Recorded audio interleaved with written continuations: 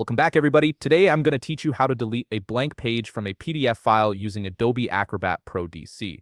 This is a common issue that can make your documents look unprofessional, so let's fix that right away. First, open Adobe Acrobat on your computer. When the application launches, you'll need to log in with your credentials if you haven't already. This ensures you have access to all the features and your saved files within the program. Once you're logged in, navigate to the Recent Files section.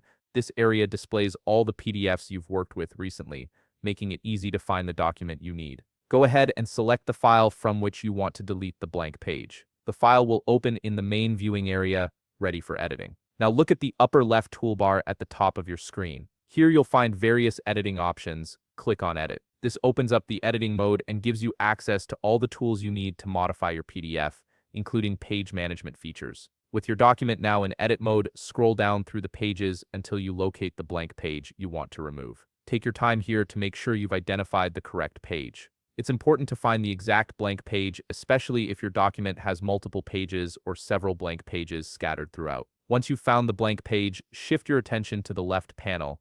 This panel displays thumbnail previews of all the pages in your document, making navigation much easier. Click on the thumbnail of the blank page to select it, then look for the trash icon. This icon is typically located at the top of the thumbnail panel, or may appear when you hover over the page thumbnail. Click on the trash icon to initiate the deletion process. A delete message will pop up on your screen, asking you to confirm that you want to delete this page. This is a safety feature to prevent accidental deletions. Go ahead and click OK to proceed with the deletion. After clicking OK, a confirmation message will pop up, giving you one final chance to verify your decision. This ensures you're absolutely certain about removing the page from your document. Click Yes to confirm the deletion, and that's it. The blank page has been successfully removed from your PDF file, and your document now looks clean and professional without any unnecessary pages. If you found this video helpful, please leave a like, subscribe, and see you in the next video.